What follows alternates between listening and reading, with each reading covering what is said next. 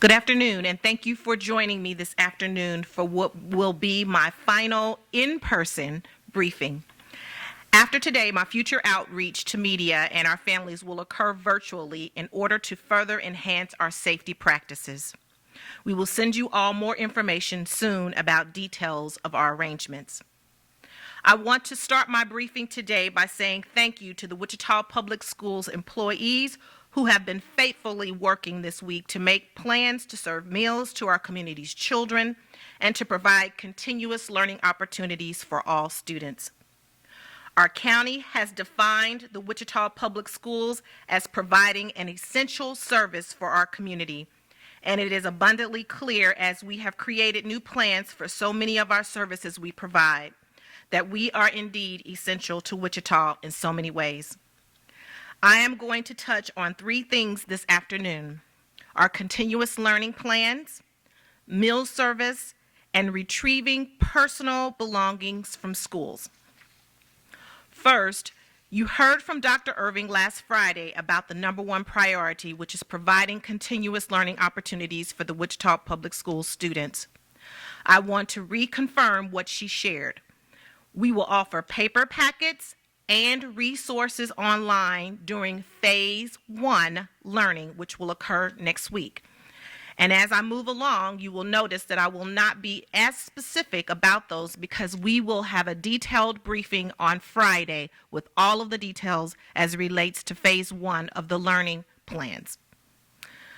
The resources that we will be made available to our students will be available to all students. We will integrate special education and English language learning opportunities to support our students with the wide range of needs.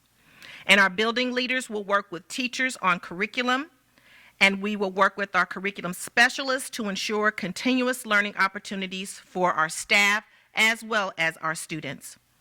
And teachers, if you are hearing this today, you do not need to begin developing lessons or be worried about the content development for your students.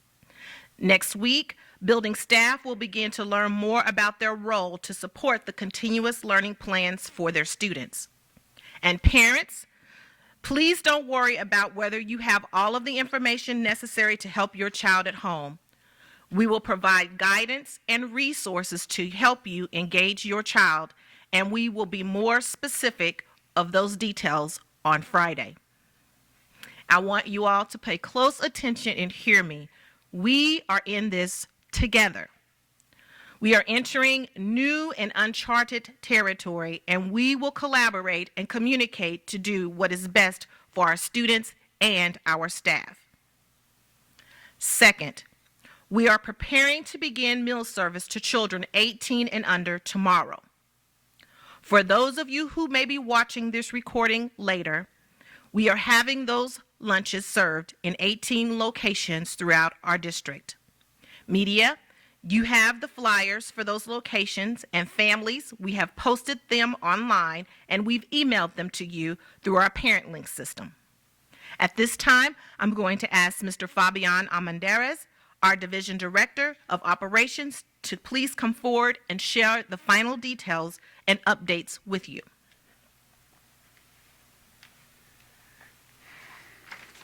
Thank you, Dr. Thompson. Good afternoon. First and foremost, I want to begin by thanking Metis for the coalition, for their leadership in putting together that coalition of restaurants and the service they provided to our community over the last couple of days. Thanks to their leadership, almost 4,400 meals were served during that time frame. It is truly encouraging to see our community come together during these tough times to support our district and children. Our own nutrition services team has begun preparation of meals for tomorrow. I want to acknowledge all of our food service employees who reported today to prepare meals and ensure that all kids are fed tomorrow. They are to be commended for their dedication and commitment to our community during this time. Tomorrow, we will begin serving at our 18 school meal sites from 11:30 to 12:30. You should all have the flyers, as Dr. Thompson mentioned, with all the information. Grab-and-go super snack type meals will be served free of charge to students ages 1 to 18. Like we have done over the last couple of days, we prefer that families drive up and we deliver to cars. Children must be present in order to receive meals. This is a federal requirement in order for us to be able to provide this type of service. Our goal is to ensure practicing social distancing recommendations, not only for our own employees, but also for those walking to those particular sites. As a reminder, thanks to our partnership with Wichita Transit, students and accompanying parents may access these sites by riding the regular bus routes to and from their meal site of choice between 10 a.m. and 2 p.m. WTA is adhering to social distancing recommendations and also disinfecting their buses on a regular basis. Due to the stay-at-home order issued by Sedgwick County today, we will review the number of meals issued at our sites by the end of the week and identify if any adjustments need to be made. Again, I remind everyone that children need to be present in order for us to serve those meals. On a final note, I do want to address our bus drivers at this point. I reiterate to them that they are a valued and extended part of our WPS family. We have been working with First Student and expect to have an agreement soon. Again, thank you, and I will hand this over to Dr. Thompson.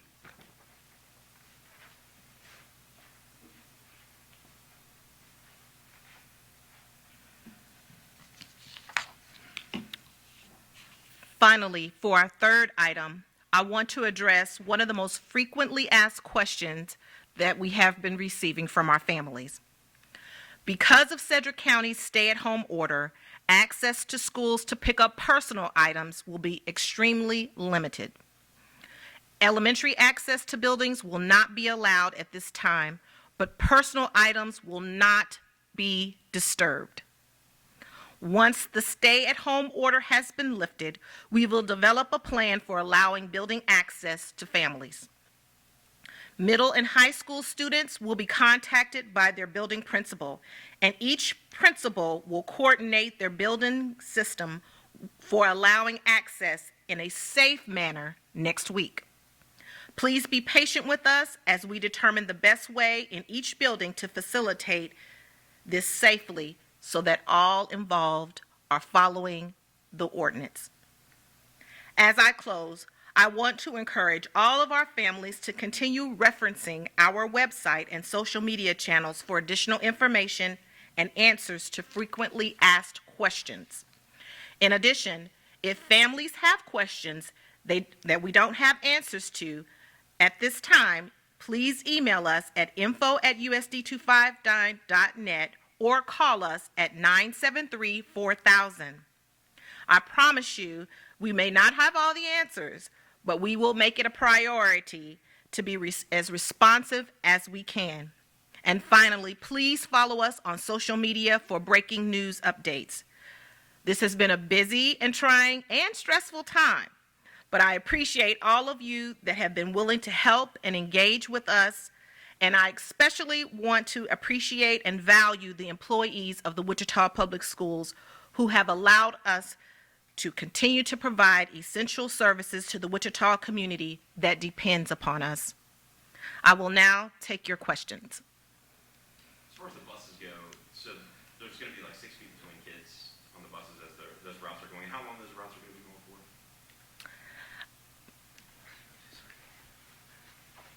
It's part of the Wichita Transit's regular service, and they are adhering to the social distancing guidelines, and their drivers are recommending that anyone that gets on the buses, including our students, set the 6 feet apart. So they'll just be there and be like, hey, you need to Yeah. separate yourself a little bit. Mm-hmm. Okay.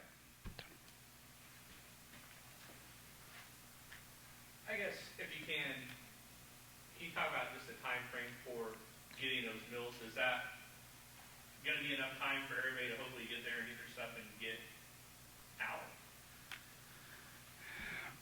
By the time frame, do you I mean? mean, it sounds like it's going to be a lot of people kind of trying to get there at one time. Is there kind of a plan to keep that flowing properly? Yeah, we do. I mean, we're offering curbside service, and that's what we're recommending people do. And like we've been doing the last couple of days, cars have been driving up.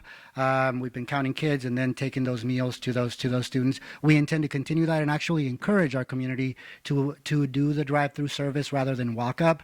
As far as when they're walking up to our specific sites, we intend to have markings. So as people are waiting in line, they're 6 feet apart as they're getting closer, and we're delivering those meals. So for student, are you talking about using public transit, like public buses, or you're working on a contract to set it? No, no. What we're currently offering is through the Wichita Transit, and so kids have access to their route free of charge to be able to ride to those meal sites. We are not doing anything with Yellow Bus at this moment. So they've got to go to these bus stops, basically. Exactly. Would it be the same thing that they usually do? Uh, Their bus stop, or is that? For some of our students that ride WTA on a daily basis to get to school, yes, but not for everyone. And I will also add that this is not the only option that students have to receive services for lunches.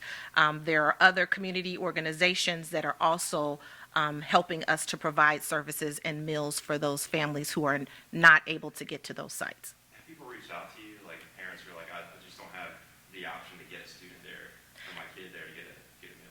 And those that have reached out to us and we are made aware of that, we have worked with families to make sure that we are providing services. And then I guess for folks who maybe somehow slip through the cracks, is there an easy way for them to get a hold of you guys and say, hey, for whatever reason this isn't working, or maybe it's not going as smoothly as we had hoped? Is there an easy way to get a hold of you guys and get that figured out? Yes, we do have, again, as I will state, our info at usd259.net, or they may call 973-4000. And this week, we do have staff in our buildings as well. So if they can even just remember their child's school's number for this week, there should be someone there answering phone calls there as well, and they can get that information and pass that along. Would those families that were, kind of helping other families maybe do that trial, do they have to have their kid in the car, like one kid per meal in the car? Is that kind of how that works? That is it. That's what the federal rules say, is that we need to have a student present in order to receive the meal.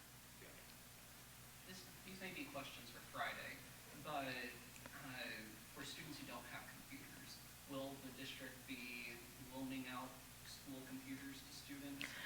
And will teachers be working regular school hours, and can parents reach them by phone or email? Well, I will say that teachers will be available. We are still working.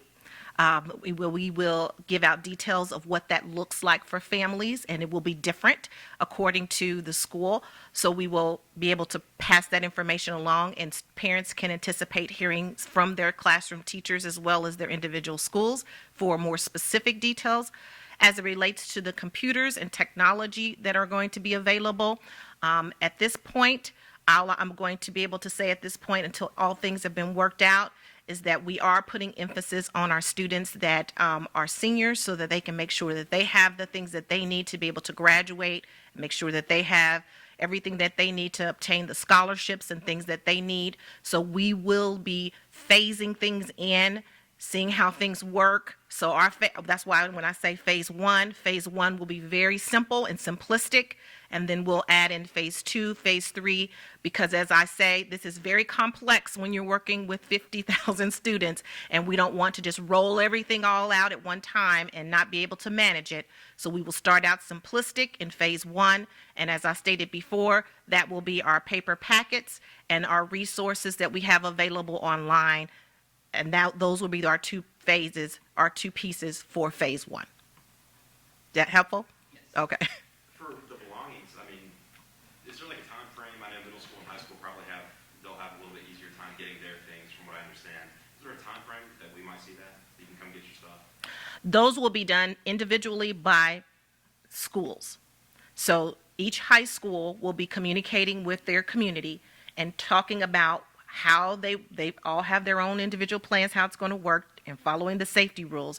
So those parents that are in the middle school and the high schools can anticipate hearing from their schools about how they can come in and get their personal belongings, because what we're talking about with them is a little bit different than what you're looking for with elementary students. So that's why we're ceasing the elementary, and there are some key essential things that will be needed in the high schools for students to be able to continue to do their learning plans. I understand you're managing a lot here, but I mean, is it feasible that elementary students' items could be there till the beginning of next year? Depends on when the order is lifted. We will follow the ordinance. With this being your last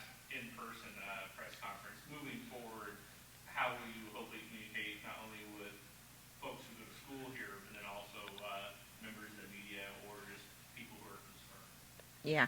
Well, again, we always have information that you can go to info@usd259.net to ask any questions, or call the 973-4000 number. However, as it relates to how I will be able to continue, I will continue that cadence of communication every Tuesday and every Friday. And media, of course, will always be welcome as long as you would like to continue to come. But we will have that information available to you however the team gets that worked out, and communicate it with you in the next day or two. So I don't want to say, because I don't really know technology and how all this is going to, how you guys have to be communicated with, but I've noticed that there are some we could potentially do Zoom maybe. And that will be an opportunity for others to all get on, and you can still answer questions and still can be public for everyone to hear. We will be committed to doing that.